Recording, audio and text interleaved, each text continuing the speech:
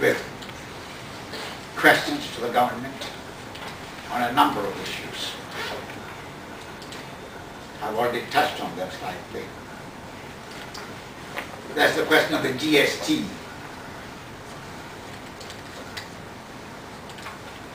Why is it not possible in Singapore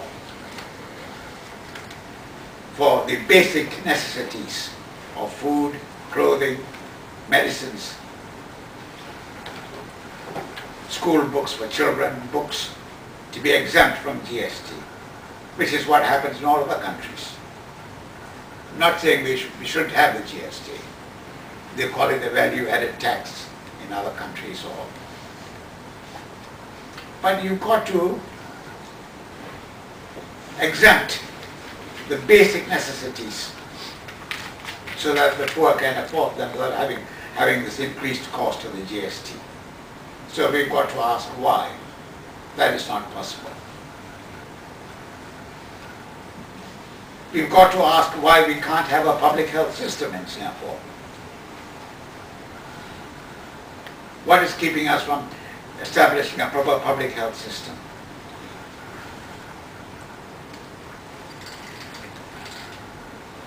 We've got to ask why is it necessary? You know, when I used to raise this way back in the 80s, Rajaratnam, the late Mr. Rajaratnam, used to say that I was playing the politics of envy. It is not politics of envy, but we've got to ask, why is it necessary to pay the president over 3 million? See, this is another one of the falsehoods that about Singapore. They passed the act, what was it called?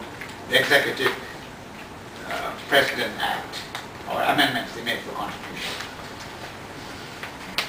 And they said it was absolutely necessary. Lugo Chokton was saying in Parliament, I was there, that it was absolutely necessary that the President should be elected by the people, should be seen to be elected from the people, so that he has the moral power.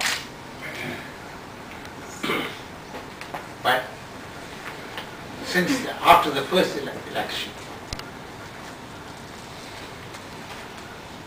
the presidents we've had are no more elected by the people than being appointed by the government.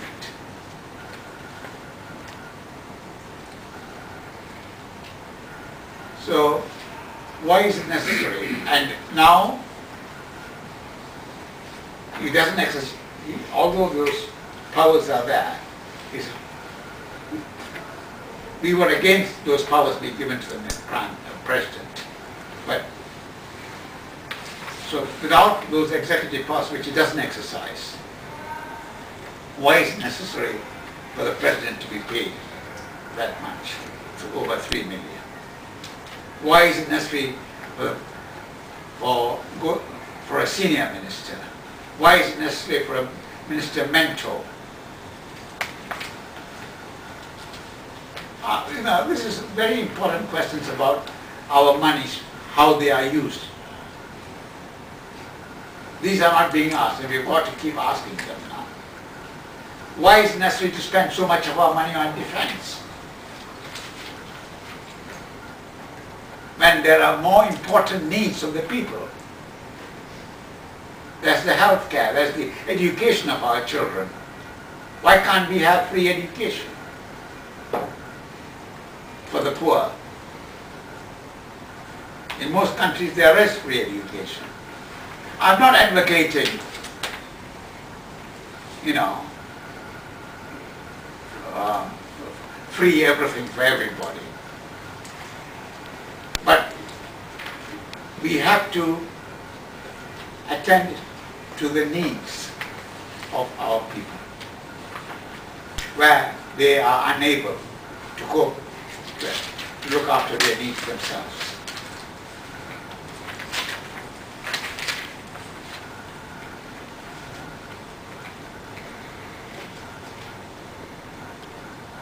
So I hope that after this we will try and energize our people into asking these questions and demanding answers.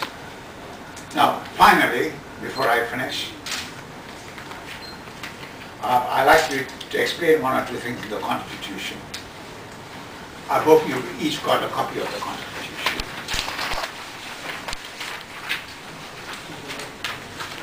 You will see it spells out clearly what is the objective of the Reform Party, which is to it spells out very clearly here.